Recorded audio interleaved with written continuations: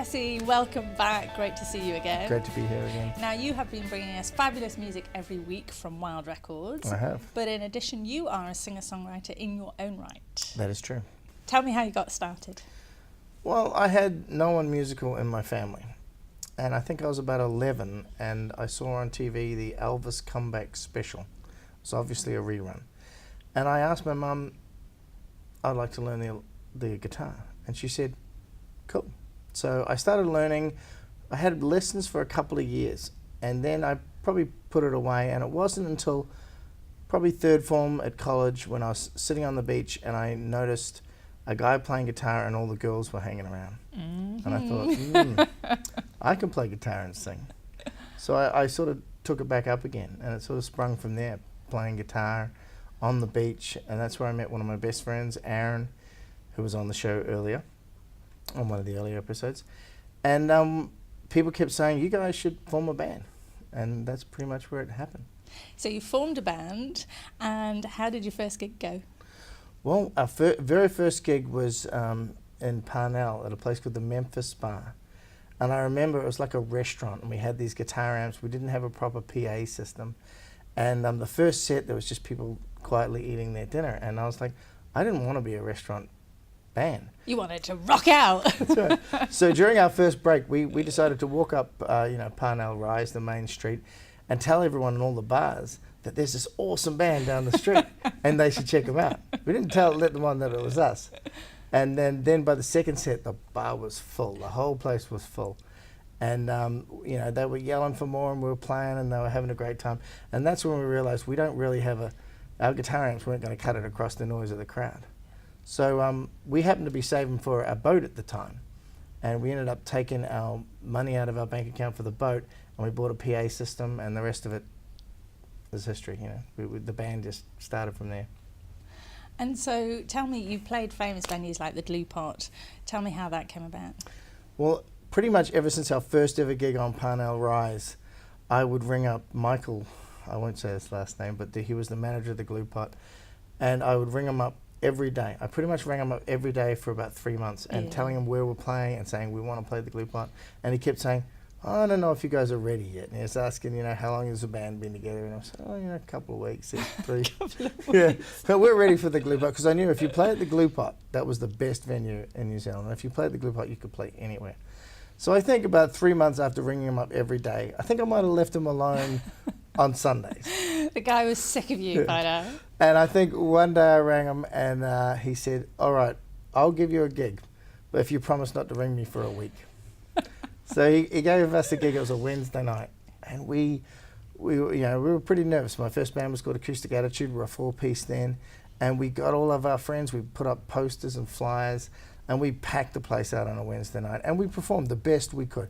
And I remember at the end of that gig thinking, well, if he doesn't like us, he doesn't like us, because we did the best.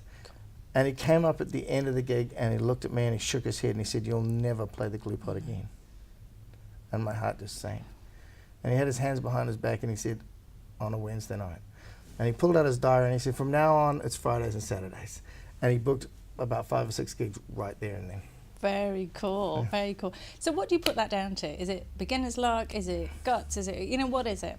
I tell every musician that comes into my studio, talent, there's definitely a level of talent, but it's all about persistence. Yeah. If you know the story of Elvis, it's all about persistence. He bugged Sam Phillips for over a year before he got a record deal. So. And that's true of anything, whether it's music, whether it's business, it's all about persistence. It takes a little bit of talent, but it's really about persistence. And if you want it bad enough, that's what I tell people. So what advice would you give young musicians coming through? The best advice, I'm a songwriter. So the best advice to me is it's all about the song as far as I'm concerned. Write good songs, spend time crafting your songs. And then it's about persistence and self-belief and just going out there, and there's no other option than just going out there and believing in yourself with your songs. Get a band, practice, and just keep doing it. But so many musicians will not want to take the risk. They need to get a job, pay the bills, all that kind of stuff. What would you say to them? That is, what would I say to them? Well, I learned a very valuable lesson when I met John Mellencamp. I met John at his recording studio in a little place just outside of Bloomington, Indiana. And he had built his own recording studio. And he actually gave me the advice of building your own studio. And he said he didn't want to have record companies, you know, telling him how much he can spend on a record and stifling his creativity. And I had a little issue with a record label saying there wasn't enough money to do the record the way I wanted to do it. So I decided that I wanted to be in control of my music. And yeah, I basically bought my first house just to build the studio. And you know, I had to sort of trick my unconscious mind to say, I'm buying this house, which is not really what I wanted to do as a musician. But then I can, right next to the house was this 2 garages joined together, and I knew I could turn that into an awesome recording studio. So you modelled your studio off John Mellencamp's studio? Yeah, pretty much. Lots of, like Dave Grohl, he had a studio by his house. Lots of these guys did. So a great number of the artists that you're recording with have been on the TV show, which is awesome. Now, you're looking for talent for next season. We're always looking for new talent in the studio. So anyone that wants to come in, give me a call, send me an email, and we'll hook you up. I got some great session musicians. You know, you can come, we can build a whole band around your sound. And right, so you don't even need to have your own band. You can just come in as a solo and have those guys work with you. Yeah, we do that a lot for people, yeah.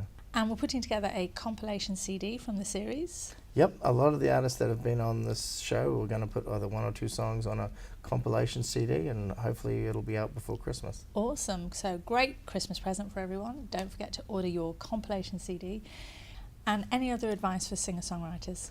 Yeah, a big piece of advice that I would say is you can't be creative when you're broke and you're constantly worrying about how to put food on the table. Yeah.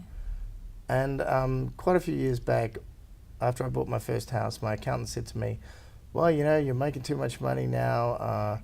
You should probably buy an investment property to offset the money that you're making. It was an LAQC, it was called back then.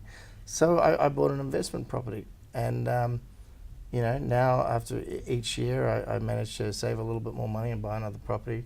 We've actually got 20 properties now. Wow. And in 3 different countries, and they create a great return for us. And it's amazing, when I stopped worrying about where the money's going to come from, I started making more money out of my music. And it's important to make a living doing what you love. So. Jesse, now, who is on the show today? Well, today, funnily enough, it's me and my band, Jesse Wilde and The Drive. And anyone else? Yes, we're going to have a very special guest on bass. So, Jesse, what song are we performing? We're performing a song I wrote called Fallen. And I wrote this song about a girl who I met in Fiji. And 2 days after I met her, I wrote the song. Because when you know, you know. And not long afterwards, we got married. Oh, we all love a good love story, don't we? So yeah, it's available on iTunes. Look up Jesse Wilde. And great, thanks, Jesse. And You're my thanks to all my special guests, to Janine and Carmel from today, and to all my guests all season long, and the fantastic artists who will be on the compilation CD. We'll be back next season in the new year. And don't forget, in the meantime, to connect to us on Facebook. And as Jesse says, we are always looking for new talent. Now, I am going to get ready to play bass, and we are going to rock you out. And until next season, don't wait to wake up your wow.